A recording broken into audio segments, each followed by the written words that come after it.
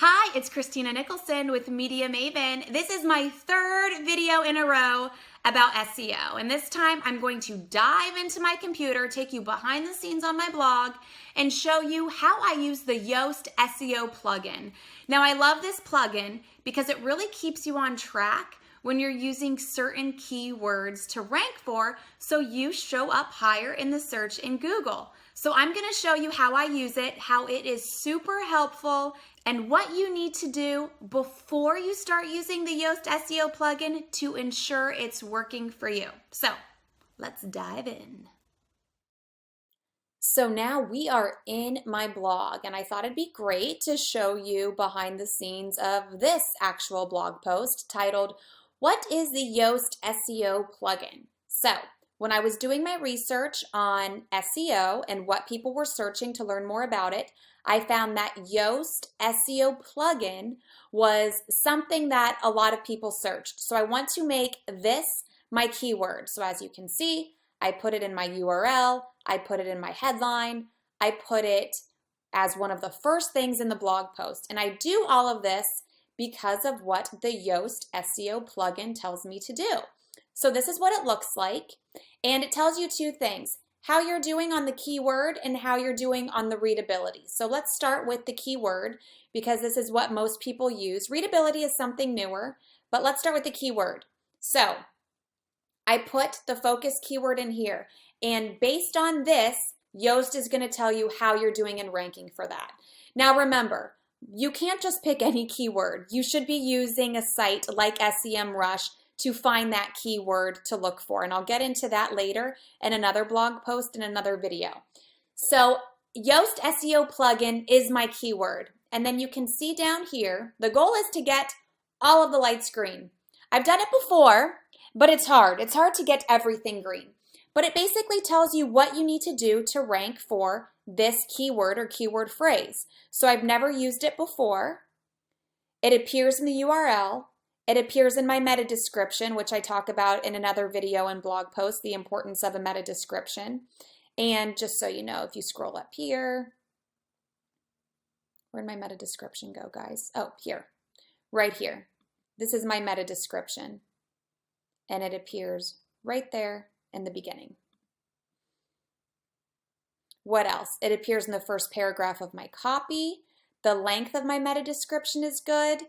Keyword density is good. The keyword was only found 2 times. Now, if you remember back in the day, a lot of people used to think that just stuffing, it was called keyword stuffing because they would just stuff their posts with the same keyword over and over again. And I think in the very beginning it worked, but now it doesn't work. If you use it too much, you're actually penalized. I named my images on the page with the keyword. This is important that I also get into in another video and blog post. I have no followed links and 4 normal outbound links. So no follow basically means that Google doesn't recognize that you're linking to other posts. I think people only do this when they're paid to link to something, but other than that, I wouldn't recommend a no follow link. So because this blog post is more of a video tutorial, it doesn't have 300 words. I mean, I guess I could add 40 more words to make it at least 300, and that would turn this orange light green. So when we're done recording this video, I will probably do that. My page title's too short, so I could add something to it. Of course, I would keep this in it, but I could add to the title to turn this orange light green. I've not used the keyword in a subheading. So I talk about subheadings also in another blog post. And subheadings are basically these things here. So here I have Yoast SEO review, but the keyword that I'm using is Yoast SEO plugin. Now let me explain why I said Yoast SEO review and not Yoast SEO plugin review. Because this is also something that is searched a lot, Yoast SEO review, and I found that through SEMRush.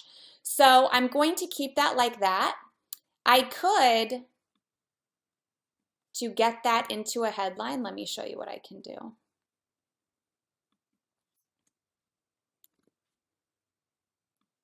I can do this, and we will see if it turned my light green. It did, see? Where was it? Right here. The focus keyword appears in 1 out of the 2 subheadings.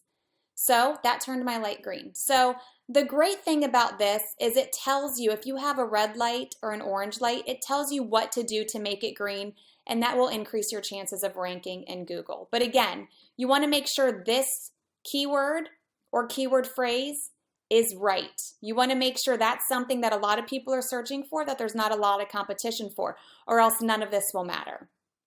So that's the keyword portion. Now let's go to readability. Now readability, it will show you, this one's harder to get a lot of green lights on, but it is possible. Like I said, I've done it before. So basically, they just want to make sure it's easy to read. They want your paragraphs to not be too long. They want your sentences to be a perfect length. They don't want your words under your subheadings to be super long. So they basically want to make sure it's skimmable and you're not using words that are too hard to read. I mean, of course, this depends on your blog. If you write a medical blog or something, you'll probably have some words that are hard to read that the average person won't understand. But this will also help you, again, when it's red or orange, you do whatever it says to turn it green. And then Yoast SEO also offers this social component where you can add a Facebook description or a Twitter description as well. And then there's some other advanced portions too. And this is the free version. I don't use the paid SEO plugin. But when you use the paid Yoast SEO plugin, there's a lot more you can do. So that is it for my behind the scenes of how I use the Yoast SEO plugin. Be sure to like this video, share it with your friends, comment, and subscribe to my YouTube channel. I will see you in the next one. So that's it. If you like this video, make sure you give it a thumbs up, like it, share it with your friends, comment, and subscribe to my YouTube channel. I'll see you later.